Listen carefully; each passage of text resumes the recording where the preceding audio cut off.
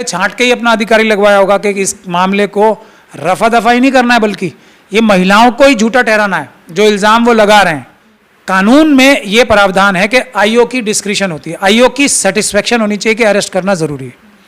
अब जनता के पटल पे जो सामने सबके पब्लिक डोमेन में क्या बात आ चुकी है, बृजभूषण सिंह साहब उनको पब्लिक डोमेन में जाके धमका रहे हैं, बाहुबली अपने आप को बता रहे हैं, ये कह रहे हैं कि ये अगर विड्रॉ कर लें, धरना अपना विड्रॉ करने की वादा करें तो मैं अपना इस्तीफा दे दूंगा। ये मतलब एक तरह का एक उनको लालच और दहशत उनके दिल में बनाई जा रही है।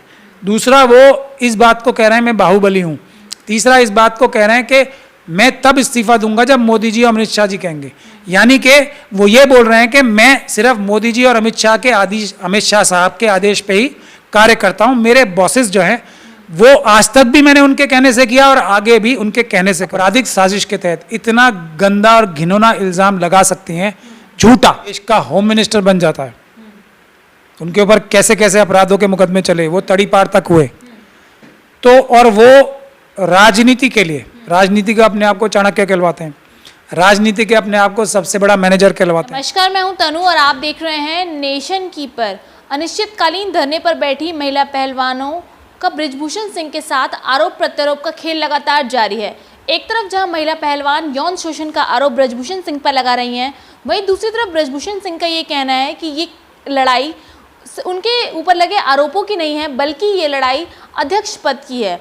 डब्ल्यूएफआई के अध्यक्ष बृजभूषण सिंह पर महिलाओं ने जब आरोप लगाया तो पॉस्को एक्ट के तहत उनको सजा मिलनी चाहिए, ये प्रावधान है। तो हमारे साथ महमूद पराचा जी, हम उनसे जानने की कोशिश करते हैं। सर, आरोप प्रत्यारोप का खेल जारी है, बृजभूषण सिंह जी कह रहे हैं कि ये तो अध्यक्ष पद की लड़ाई है। पहले तो ये आरोप प्रत्यारोप का खेल नहीं है कोई।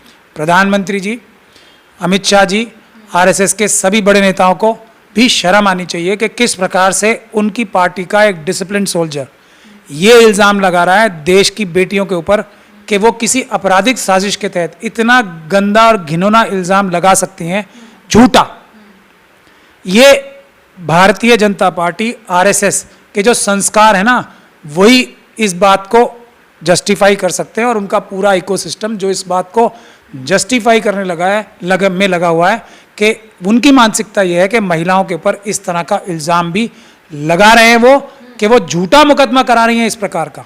ये मानसिकता है आरएसएस और बीजेपी की और ये मनुवादी मानसिकता वाले लोगों की। कहते हैं कानून सबके लिए बराबर होता है, लेकिन जब बृजभूषण सिंह पर एफआईआर होने में इतना समय लग चुका है, उसके बाद अब गिरफ्तारी भी नहीं हो रही और शायद निष्पक्ष जांच भी ना हो पाए क्योंकि सत्ता में भारतीय जनता पार्टी है, तो क्या लग रहा है आपको कानून सबके लिए बराबर है? क्योंकि एक महिला पहलवान को इतनी मुश्किल हो रही है, एक आम महिला को कैसे दिक्कत का सामना करना पड़ा? जब आपराधिक बैकग्राउंड यानी कि पृष्ठभूमि वाला व्यक्ति देश का होम मिनिस्टर बन जाता है, उनके ऊपर कैसे कैसे अपराधों के मुकदमे चले, वो तड़ीपार तक हुए। तो और वो राजनीति के लिए, राजनीति का अपने आप को चाणक्य कहलवाते हैं, राजनीति के अपने आप को सबसे बड़ा मैनेजर कहलवाते हैं। तो वो राजनीति के लिए और पैसे कमाने के लिए किस हद तक जा सकते हैं, ये है अफसोस की बात। उनसे आप क्या उम्मीद करती हैं कि क्या वो इस दिल्ली पुलिस के अधिकारियों को, उन्होंने तो पहले छांट के ही अपना अधिकारी लगवाया होगा कि इस मामले को रफा दफा ही नहीं करना है, बल्कि ये महिलाओं को ही झूठा ठहराना है जो इल्ज़ाम वो लगा रहे हैं। वो उसको साबित करने के लिए उन्होंने छांट के, ऐसा जो प्रतीत हो रहा है सबूतों के आधार पे, मैं तथ्यों के आधार पे बताऊंगा अभी आपको, कि वो अफसर ही ऐसा लगाया है जो इस केस को उल्टा इन्वेस्टिगेशन करे, पहलवानों को ही, जो ये महिला पहलवान है उनको ही इसमें आपराधिक घोषित कराए, ऐसी इन्वेस्टिगेशन की मुझे इसमें बू आ रही है। और उसकी सबसे बड़ी वजह यह है कि अभी तक अरेस्ट नहीं किया गया ना बृजभूषण सिंह साहब को और ना उनके बाकी आपराधिक मित्रों को जो इस साजिश में, क्योंकि वो अकेले ये काम नहीं कर सकते जिस चीज़ के इल्ज़ाम लग रहे हैं, उनके साथ साजिश में कौन शामिल थे, उन सभी लोगों के खिलाफ जब तक उनको अरेस्ट नहीं कर लिया जाता। अब अरेस्ट के लिए मैं क्यों कह रहा हूँ, मैं कानूनी बात कर रहा हूँ। कानून में ये प्रावधान है कि आईओ की डिस्क्रिशन होती है, आईओ की सेटिस्फेक्शन होनी चाहिए कि अरेस्ट करना ज़रूरी है। अब जनता के पटल पे जो सामने सबके पब्लिक डोमेन में क्या बात आ चुकी है, बृजभूषण सिंह साहब उनको पब्लिक डोमेन में जाके धमका रहे हैं, बाहुबली अपने आप को बता रहे हैं, ये कह रहे हैं कि ये अगर विड्रॉ कर लें, धरना अपना विड्रॉ करने की वादा करें तो मैं अपना इस्तीफा दे दूंगा। ये मतलब एक तरह का एक उनको लालच और दहशत उनके दिल में बनाई जा रही है। दूसरा, वो इस बात को कह रहे हैं मैं बाहुबली हूँ। तीसरा, इस बात को कह रहे हैं कि मैं तब इस्तीफा दूंगा जब मोदी जी और अमित शाह जी कहेंगे। यानी कि वो ये बोल रहे हैं कि मैं सिर्फ मोदी जी और अमित शाह साहब के आदेश पे ही कार्य करता हूँ। मेरे बॉसेस जो हैं वो आज तक भी मैंने उनके कहने से किया और आगे भी उनके कहने से करूँगा। वो अपने आप में भारतीय जनता पार्टी के एक सांसद हैं, बाहुबली वो अपने आप को खुद कहते हैं। उनका एक ऐतिहासिक पृष्ठभूमि रहा है, जिस प्रकार से होम मिनिस्टर साहब का रहा है अमित शाह जी का।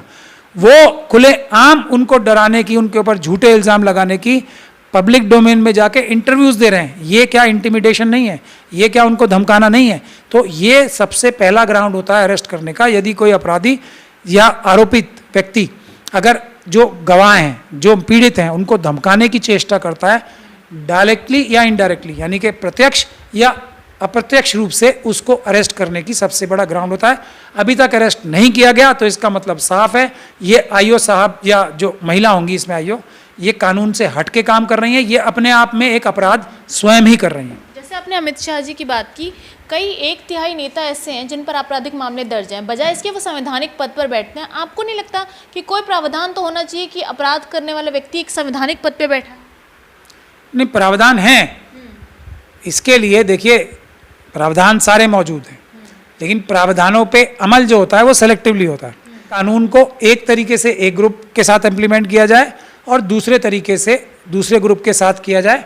अपने लोगों को कानून का मिसयूज़ करके बचा लिया जाए, सख्त कार्रवाई नहीं की जाए, और दूसरे लोगों के साथ जो आपके विरोधी हैं या राजनीतिक विरोधी हैं या पर्सनल विरोधी हैं, उनके खिलाफ इस प्रकार का कार्रवाई की जाए जो कि कानून का मिसयूज़ ही हो। एक फोटो सोशल मीडिया पर वायरल हो रही है जिसमें ब्रजभूषण सिंह के साथ महिला पहलवान तस्वीरें खिंचवा रही हैं।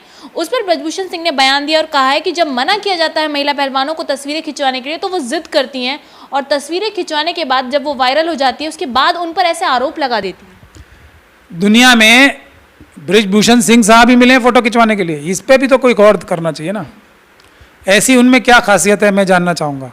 उनकी खासियत तो वीडियो में वायरल हो रही है। वो एक स्टेज पे एक पहलवान या कोई एक लड़का है उसको थप्पड़ मार रहे हैं और उसको धक्के दे रहे हैं।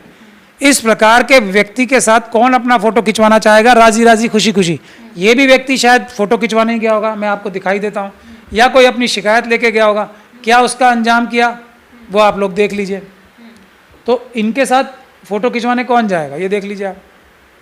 तो ये सब मजबूरी में, क्योंकि इस तरह के हालात थे कि अच्छे से अच्छा जो खिलाड़ी होगा उसको प्रताड़ित किया जा रहा था, उसको तंग किया जा रहा था।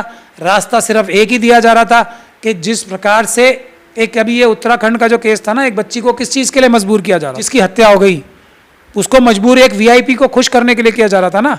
वो बच्ची बहादुर थी, उसने उस चीज़ के आगे, जैसे ये पहलवान बहादुर हैं, तो उसने अपनी मृत्यु तक स्वीकार की। अब ये बात, उसके बाद आप देखिए उनका बीजेपी का भी एक ऑस्ट्रेलिया में व्यक्ति जो है, जिसको मोदी जी के साथ बड़े सारे फोटो नज़र आते हैं, वो जो व्यक्ति है ये ऑस्ट्रेलिया में धनखड़, बालेश धनखड़, उसने क्या काम कर रहा था? वही कौन से काम कर रहा था? वो जो ब्रजभूषण सिंह जी के ऊपर इल्ज़ाम लग रहे हैं, उसको बीजेपी ने क्या उसके खिलाफ कोई बहुत सख्त कार्रवाई की? नहीं की। खुद अमित शाह जी और मोदी जी क्या काम कर रहे थे, ये कपिल मिश्रा जी ने विधानसभा दिल्ली के पटल पे बताया। वो तो उनके प्रिय नेता है ना, उनको वो लेके आए अपनी पार्टी में। उन्होंने बताया कि किस प्रकार से एक महिला को डराया जा रहा था। पूरी गुजरात की एक स्पेशल पुलिस फोर्स उस महिला के पीछे उसकी विजिलेंस करने लगाई गई थी। ये विधानसभा के पटल पे कपिल मिश्रा जी, उनके प्रिय नेता, ने पूरा भाषण दिया, बयान दिया है। तो ये तो इनकी जो संस्कार है ना उसमें है। तो इस बात से यही काम तो ब्रजभूषण जी के ऊपर इल्ज़ाम लग रहे हैं। एक इनके मेघालय के प्रेसिडेंट थे, उनके ऊपर ब्रोथल चलाने का जो केस चल रहा है। तो ये तो इस तरह के लोगों को ढूंढते हैं, ये तो इनके लिए अच्छे माने जाते हैं। ये तो एक डिसिप्लिन फोर्स है ना आरएसएस और बीजेपी की।